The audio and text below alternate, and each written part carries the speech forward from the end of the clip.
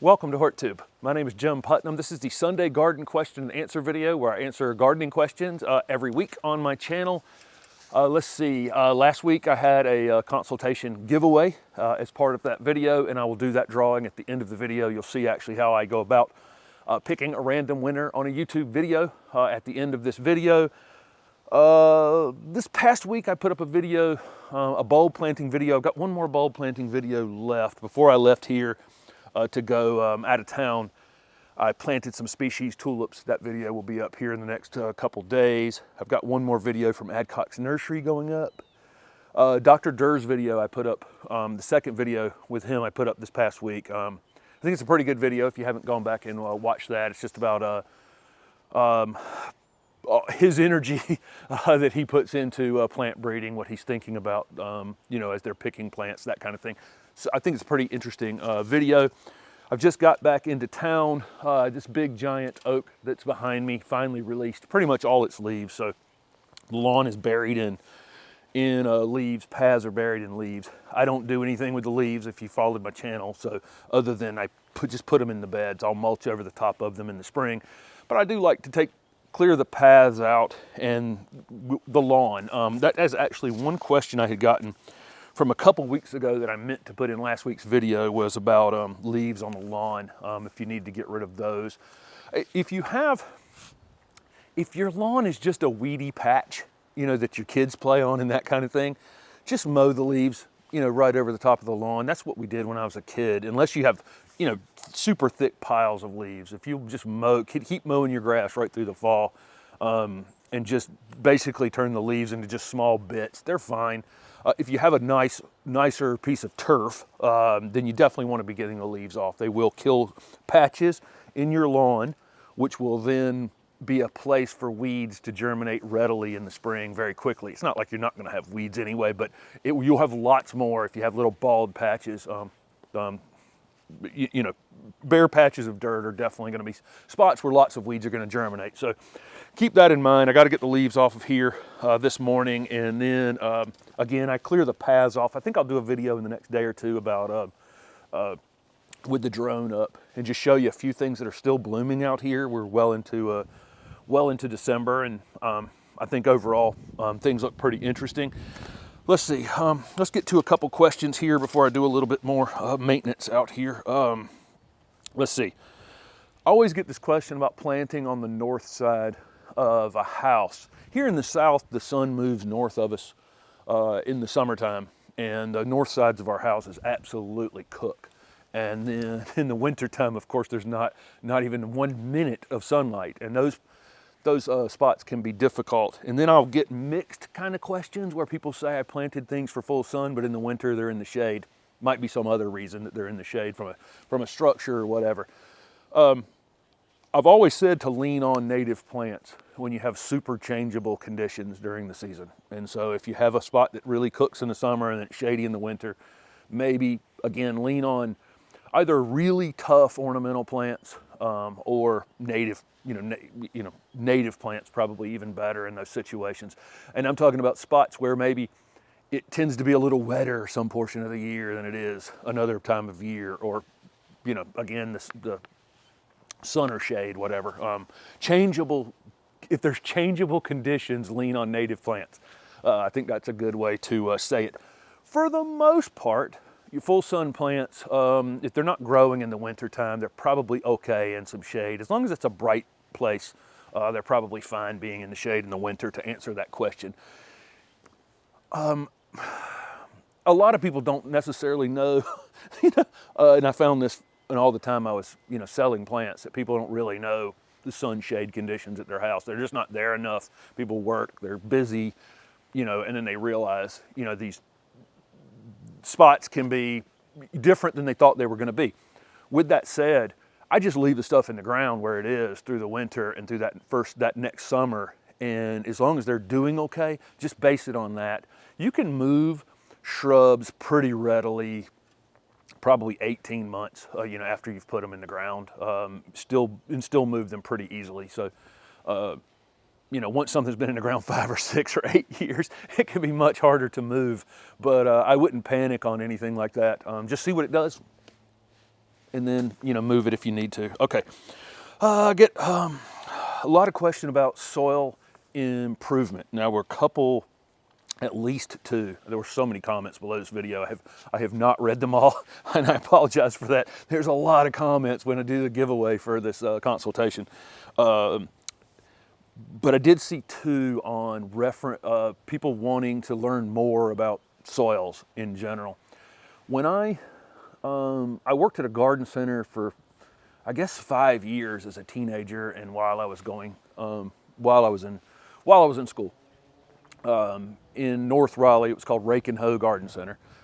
When I left there, I went to work for a guy named Marshall Warren. He's actually the extension agent for Johnston County, North Carolina now. Really, really nice guy. And I went to work for him doing organic lawn care. I've never really talked about this on the channel a whole lot. But Marshall had really been working on developing a system for doing organic lawn care, for trying to control using weeds as indicators for what's actually wrong with the soil, because actually most weeds are fixing nutrients. Things don't, crabgrass is a calcium fixing weed, as an example. There are a lot of weeds that have an ability to pull up other nutrients and store them and make them available for other plants. And so these weeds, using weeds as indicators as to actually what's wrong with the soil, there's a lot of science in this. There's a lot of, I've talked about this a lot, about how using a lot of diversity, not pushing your plants a lot with fertilizer, and keeping the ground covered, that basic set of rules really reduces the amount of pest that I have in this garden, actually almost to zero. I mean, I have a few little chewy things here or there, but I have very few problems in this garden. And if people wanted to know more about it, there's actually a channel called Advancing Eco Agriculture that you might want to take a look at. What we did doing organic lawn care was we used a tool called a refractometer, which will measure the sugar in the leaves of plants. And based on how much sugars that plant's producing, we can kind of determine whether it's in a healthy state and whether it's going to be vulnerable to being attacked by insects. Interesting stuff. A little oversimplified. I mean, you know, I will say there's really no way to completely have a weed-free lawn without chemicals. I don't use any chemicals because I just don't care if I have a few weeds. But what I am saying is, you still have a few insect problems. You're still gonna have a few weed problems. There's no way to completely cure these things, nor is there a way to have 50 plants in a row of anything and have them all be equally healthy. But that channel, Advancing Eco Agriculture, is one that you might want to look at. It's just super interesting. Healthy plants have lots of defenses against insect problems. And it may help you determine why things aren't as vigorous in your landscape. Let's see. Somebody asked if it's better to cut back perennials or not going into winter after they've died back. Overall, it's better to not cut them back. There are insects, and it's probably better for the health of the plant. I mean, there's probably some reason that plant is evolved to keep its foliage sticking up above the ground, you know, through the winter time. It may have hollow stems, you know, something like that, where water can get down in the stems and actually cause some sort of freeze-thaw problem. It could be that. Could be that the seed heads on that perennial spread themselves throughout the winter or feed the birds or something like that. It could be that there's some sort of overwintering beneficial insect that overwinters on that perennial. So there's probably lots of reasons to not cut them back, but I understand that overall people want to come out and tidy up. And so they're going to mostly cut back their grasses and cut back their other flowering perennials and things. And overall, I've never really had anything harmed by cutting it back in the early winter, but there probably are reasons to leave them through the winter. Hopefully that makes sense without cutting them down. Okay, one more before I finish raking this lawn off and pick a different spot out here. Somebody asked about flower seeds that I'm going to have for 2022. There's going to be a video this week. In fact, I'm going to shoot that video tomorrow of all the seeds that I've already have that I'm going to be doing for my vegetable seeds and flower seeds that I'm going to be doing this winter. I'll probably get a few other things between now and then, but I will show those off this week. So currently everything that's not lawn in this back garden space is hardwood mulch. But some of it is actual paths, things that I want to actually be foot traffic. So my cleanup coming back home is not just the lawn, but I go through and just gently rake off the path. I don't want to rake up my hardwood mulch, but I'll take these leaves and just get them over off of the path and make the path seem obvious. You'll see that if I put the drone up above here this week in a video, then you'll be able to see the paths. They'll be a darker color than the area that I keep the leaves in. Okay, one question that I got this past week was about this tree form, Hydrangea Paniculata. I've got a fig next to it that I've got to, that I think I'm going to transplant. But this tree form, I actually got this from Dr. Durr. You've seen 2 videos from him, but he gave me this Hydrangea Paniculata last year that I'm tree forming. I got it staked, looking great. I've cut it back even, and so I hope to get 3 branches out of each of the 3 branches I have up at the top, and we'll see some flowers on this Hydrangea Paniculata next year. I did not let it flower this year because I'm really concentrating on getting it staked up and tree formed, and I want it to take up this vertical space above me. Right here next to this building eventually.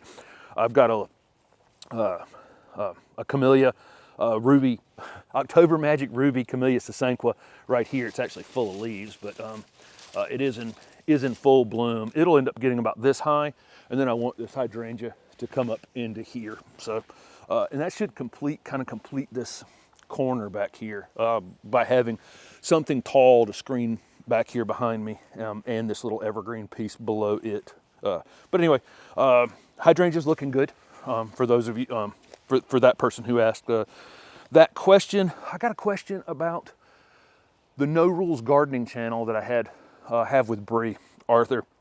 The only reason we haven't really done any videos on it is because we both kind of got busy during the year.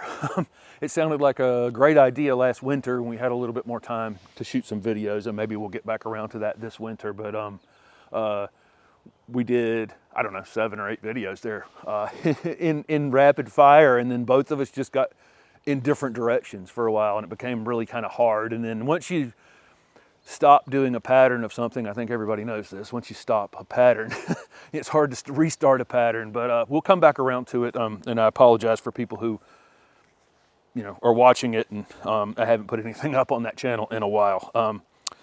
Okay, let me see, did leaves on the lawn. Somebody asked about underperforming shrubs. They've got some oak, they've got a couple of big oak trees, and their plants underneath them tend to underperform. Oaks are tough with other plants. I had a large willow oak in my front yard at the last house, and that was one of the few areas that I had to irrigate fairly frequently. So keep that in mind. I think you'll have to irrigate more. My buddy that lives 2 blocks over here, you guys have seen his little garden room tour videos. The person that has all the camellias. I did a camellia video over at his house, I don't know, back in February or March, if you want to go back and look at that. He's got these amazing garden rooms. His house sits way back off the street, and so the front yard is divided into rooms. Anyway, he's got a couple of large oaks out there, and he has to irrigate a lot. I mean, just, that just kind of comes with the territory. If you want to have a beautiful garden and you have a lot of tree competition, you're going to have to water more. And again, keeping the ground covered so that you can preserve as much of that additional water as you're putting down as possible is a good idea.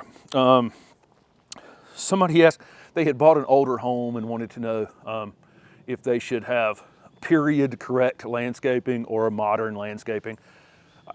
I think this goes back to my answer last week about you doing you.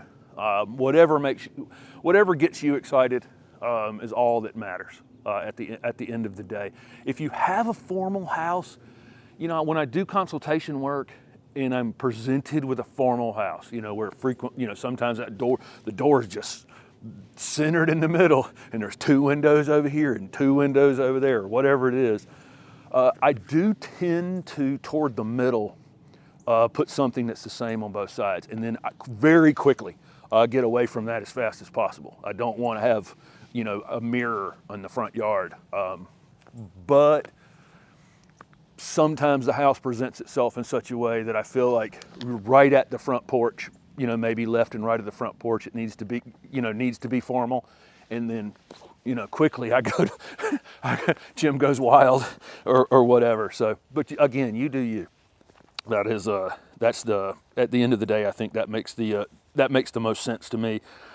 Let's see. Somebody asked about understory tree planting. This goes back to that kind of thing about having large trees. So basically something like this redbud that's lost its leaves now would be an understory tree. They want to put those types of trees in a wooded space. First of all, make sure you have enough sun. A lot of these understory trees, like that redbud, if you're traveling the interstate, you'll notice that the dogwoods and the redbuds, which are kind of 2 native spring flowering understory trees, they're always on the edge of the road. They're not in the woods. There'll be a few in the woods, but for the most part, they would prefer to be on the edge of the interstate. So they are getting sun, and they're getting bright light all the time. So keep that in mind.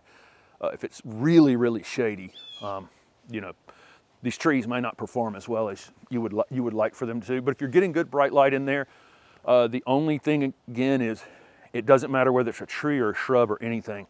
When you put something next to an established tree, shrub, anything, that thing that's been there longer will be a bit of a bully for a little while. And so you have to, you know, for the most part, the plants you see me plant on this channel, I think that this Camellia back here was like the first plant I planted on this landscape job coming up on 2 years ago.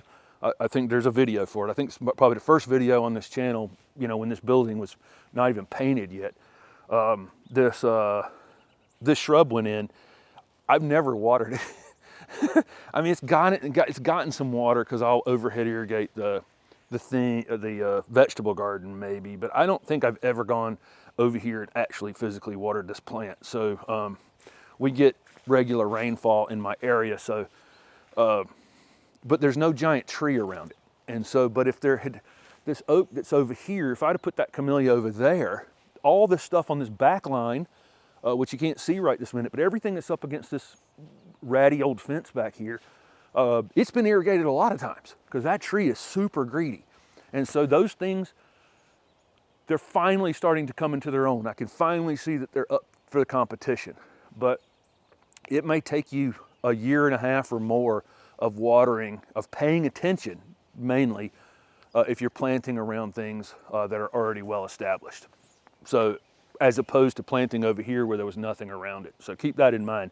You have to think about the space that you're re-landscaping. If it has a lot of existing roots, you are going to have to do more watering to get those things established. There will come a time where that plant will be established enough that it'll be able to put up a fight against that existing tree.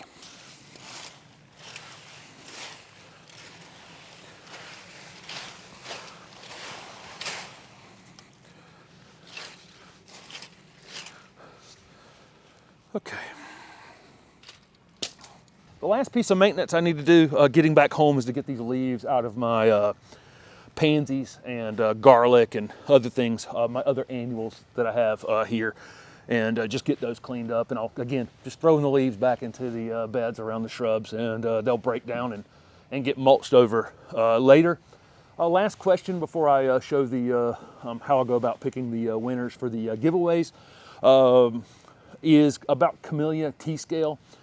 Camellia sasanqua I have back there, Camellia sasanquas bloom in the fall. I've got Camellia japonica that actually blooms in the fall, but for the most part, Camellia japonicas bloom in the late winter and into spring. And then there's Camellia sinensis, which is actually tea that you drink. And so Camellia, we call camellias the tea family because of that. They get an insect called Tscale. And it's a little scale insect that attaches itself to the back of the leaves. Tends to be, it's on almost every camellia that doesn't have any air movement around it. Older camellias, especially the lower leaves in the interior of the plant that don't get as much light, that kind of thing. It rarely is an actual problem. Very few old camellias I could go to right now, I couldn't find some Tscale in the back of them, and they're doing perfectly fine. But sometimes it can run amok and you can lose some leaves on it. This person just wanted to know, they had inherited a couple dozen camellias and wanted to, somebody had recommended a drench insecticide, which they've done, wanted to know if there was anything else they could do. This goes back to my healthy plants don't have these problems. I actually went around and looked at every camellia that I have looking for Tscale because I just figured I would have some of it, and I don't have any. That doesn't mean I'm not going to have Tscale on these at some point, but currently I don't have any Tscale. Make sure that you're not over-fertilizing them, not over-pushing them in the late winter. Use some sort of organic fertilizer on them. Keep the ground covered around them. Make sure any leaves that are falling off of them because of the Tscale, that you're cleaning those up and removing those. Prune them after they flower if they need it. And just generally keep them in as good a shape as you can, and they will be, they'll be pretty good at fighting off the scale insects on their own. Not necessarily the answer that everybody wants, but it's no different than you. I mean, if we're not taking care of ourselves, we are definitely more vulnerable to issues. Your plants. Think about your plants exactly that way. If they're well watered, lightly fertilized, and the ground's covered around them, and they're weed free, they have the better chance of fighting off those issues. So, okay, let's find out who won the consultation. Again, linked down below. There's if you're interested in signing up for a consultation or giving a consultation as a gift, it's linked down below. Here's the random comment picker that I use. I enter the URL of the video, which I've done right here. I hit filter duplicate user, so everybody's only entered once. I do not include replies because if I replied to somebody, I don't want to actually win. I'm not trying to win my own contest. Then I get the comments. It goes through and finds all the unique comments. And then I hit start over here, and it goes through everybody who entered the contest. And the winner is Beautiful with Sheridan. Okay, and it says we need help. So good. That you are the winner of the giveaway. You can email me at horttube@gmail.com, and I will we'll set up a time that we can do the consultation. Thank you guys for entering the contest, being part of the channel, engaging with the channel, and ask questions down below this video for next week's video. Thanks for watching.